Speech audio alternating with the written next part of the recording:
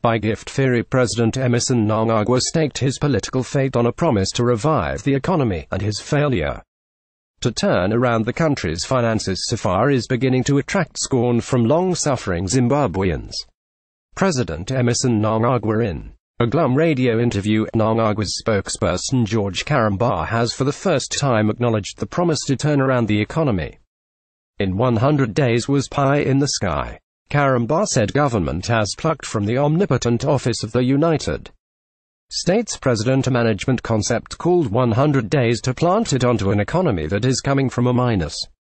If Zimbabweans are counting days hoping for real measurable, concrete material changes in their lives within 100 calendar days, then we are likely to meet a crisis of expectation which may not in fact be validated through scientific reckoning, he said. As his short time in power draw to a close, the 75-year-old Mnangagwa has the arduous task of convincing those who bought into his inauguration promises to revitalize Zimbabwe's ravaged economy and rule on behalf of all the country's citizens. Sworn in days after the overthrow of Robert Mugabe, the former security chief promised to guarantee the rights of foreign investors and to re-engage with the West.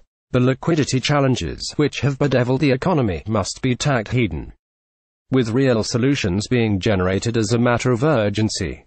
People must be able to access their earnings and savings as and when they need them, Mnangagwa said in his inauguration speech. As we focus on recovering our economy, we must shed misbehaviors and acts of indiscipline which have characterized the past.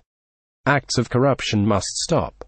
Where these occur, swift justice must be served, he said of an anti-corruption drive that so far has been labeled selective and targeting only members of the vanquished Generation 40 cabal. But his critics are saying the economy is not only dying, but is stuck in near stagnation. They argue that the short message from Karamba is that the government is failing and is not going to meet its promises. As a government spin doctor, he has to preempt the public backlash that will come from government's failure to deliver. MDC leader Morgan Tsvangirei's former advisor and academic Alex Magasa told the Daily News he is already shifting the goalposts, saying the 100-day concept doesn't work. The problem is the new administration made outlandish promises and raised public expectations when they should have been more cautious. But then they were trying to justify the ouster of Mugabe and the takeover of government. The truth, if they knew or should have known, is that the economic fundamentals were so wrong that they ought to have managed expectations. They now fear that failure to meet expectations will do severe damage to their electoral chances. MDC spokesman Obit Gutu also said Karamba was basically admitting failure.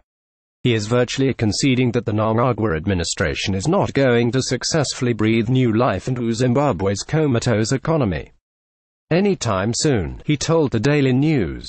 He has already thrown in the towel. Shame, shame, shame. This so-called new era is actually a new era. It is extremely deficient in socio-economic scenario planning and implementation. It is an utterly clueless administration that is hopelessly failing to navigate the national economic out of the current abyss.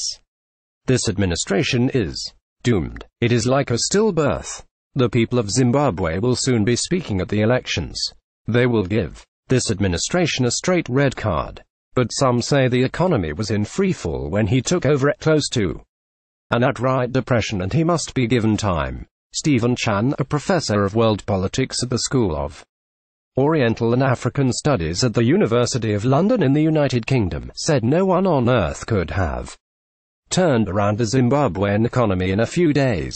It will take a few months before even tentative evidence is available that a long-term shift is in progress. Even then, there will be ups and downs. I do not think Zimbabweans appreciate how comprehensively the economy was ruined in the last few years, said Chan. Piers Pigu, senior consultant at the International Crisis Group, said it confirms the need to have a clear framework of assessing progress. This is not in place. Instead, we are forced to rely on selective anecdotes from George Karamba, hardly encouraging.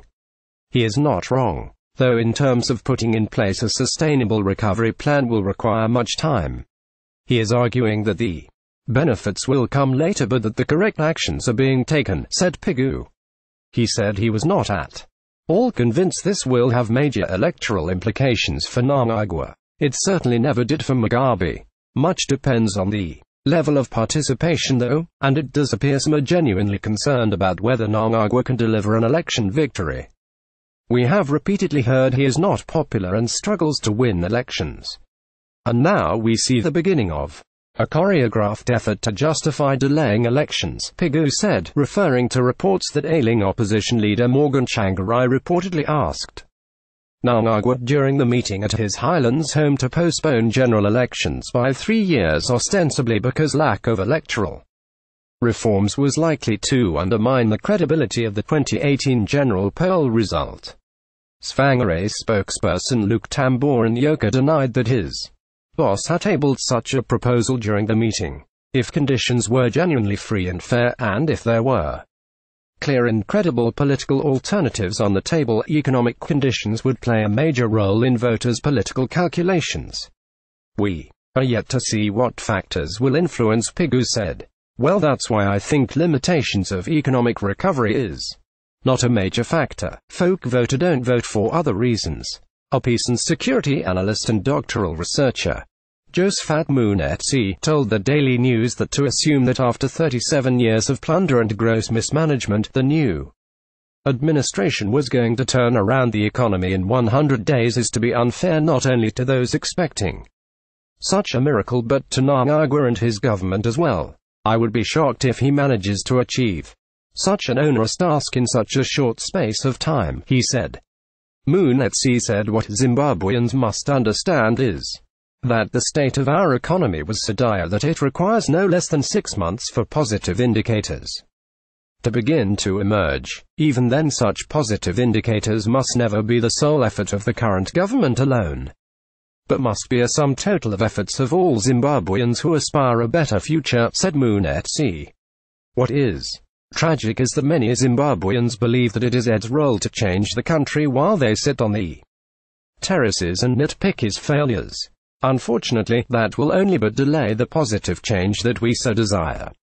I am of the conviction that now is the time for everyone to take part in the rebuilding of the country. Daily News.